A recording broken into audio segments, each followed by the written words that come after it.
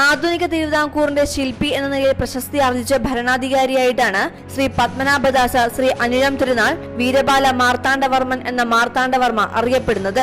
ഏഷ്യയിൽ തന്നെ ആദ്യമായി ഒരു യൂറോപ്യൻ രാജ്യത്തെ യുദ്ധത്തിൽ പരാജയപ്പെടുത്തി എന്ന ഖ്യാതിയും ശ്രീ അനിഴം തിരുനാളിന് അവകാശപ്പെട്ടതാണ്. കേരള ചരിത്രത്തിൽ ജന്മമേധാവിത്വത്തിന്റെ അന്ത്യത്തെയും തിരുവിതാംകൂറിന്റെ ആധുനിക യുഗത്തിന്റെ പിറവിയെയുമാണ് അദ്ദേഹത്തിന്റെ ഭരണകാലം കുറിക്കുന്നതെന്ന് ചരിത്രകാരന്മാർ അഭിപ്രായപ്പെടുന്നു. കേരളത്തിന്റെ തെക്കും മധ്യത്തിലും ഉള്ള ഭാഗങ്ങളെ ചേർത്ത് ഒരു രാഷ്ട്രീയ ഏകീകരണം നടത്തിയതും സൈനിക ശക്തിയിൽ അധിഷ്ഠിതമായ ഒരു കേന്ദ്രീകൃത രാജഭരണം സ്ഥാപിച്ചതും മാർത്താണ്ഡവർമ്മയാണ്.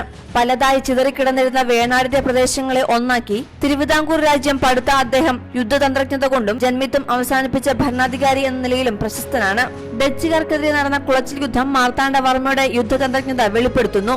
ശ്രീ പത്മനാഭന്റെ ഭക്തനായിരുന്ന അദ്ദേഹം അവസാനം രാജ്യം ഇഷ്ടദേവന് സമർപ്പിച്ച രേഖകളാണ് തൃപ്പടിദാനം എന്നറിയപ്പെടുന്നത്.